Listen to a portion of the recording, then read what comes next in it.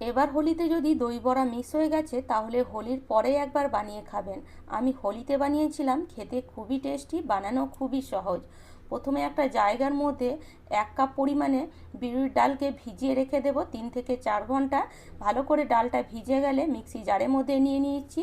কোনো রকম জল দেবেন না, যদি প্রয়োজন মনে হয় 1 থেকে 2 চামচ দেবেন। এবার এরকম একদম স্মুথ করে পিষে নিতে হবে ডালটাকে পিষার পরে একটা বড় জায়গার মধ্যে বা একটা বাউলের মধ্যে নিয়ে নেব। ভালো করে ডালটাকে মোটামুটি 6 থেকে 7 মিনিট ফেটিয়ে নিতে হবে।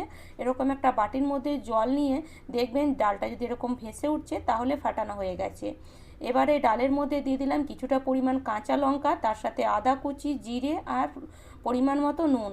সব জিনিসগুলোকে ভালো করে মিশিয়ে দিয়ে তেলটাকে মিডিয়ামে গরম করে এইভাবে ছোট্ট ছোট বড়া ছেঁকে নেব। তেলটাকে মিডিয়ামে গরম করবেন, গ্যাসের ফ্লেমটা মিডিয়ামে রাখবেন, হাই ফ্লেমে তেল গরম করবেন না। আর গ্যাসের ফ্লেম হাই রেখে বড়াগুলো ভাজবেন না, তাহলে কিন্তু বড়া ভেতরে কাঁচা থেকে যাবে আর বড়াগুলো ঠিকঠাক ফুলবে না। তো দেখুন বড়াগুলো এখন খুব সুন্দর কালার চলে এসছে বড়ার মধ্যে। তো এরকম যখন একটা লালচে কালার চলে আসবে তখন এইভাবে তেল থেকে বড়াগুলোকে ছেঁকে নেব।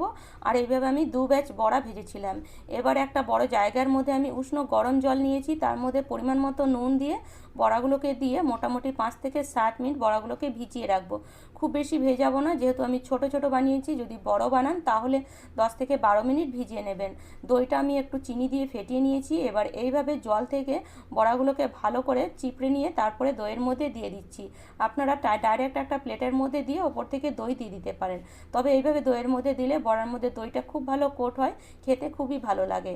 এবার ওপর থেকে আপনি যে কোনো জিনিস দিয়ে সাজিয়ে নিতে পারেন, সেটা হলো গ্রিন চাটনি, টমেটোর চাটনি বা মিষ্টি চাটনি, তেঁতুলের চাটনি, যে কোনো জিনিস যেটা খেতে ভালো লাগে সেটা দিয়ে এবার ওপর থেকে সাজিয়ে নিতে পারেন। ওপর থেকে চাট মশলা আর একটু ভাজা জিরে গুঁড়োও দিয়ে দিতে পারেন, আর ওপর থেকে এইভাবে একটু সেও ভাজা দিয়ে দেবেন। বাস, দেখতে এটা যতটা সুন্দর লাগছে বিশ্বাস করুন খেতে ততটাই কিন্তু টেস্টি। যদি কখনো না বানিয়ে থাকেন অবশ্যই বানিয়ে খাবেন, বাড়ির সকলকে বানিয়ে খাওয়াবেন, তারা খুবই খুশি হবে আর আপনার প্রশংসা অবশ্যই করবে।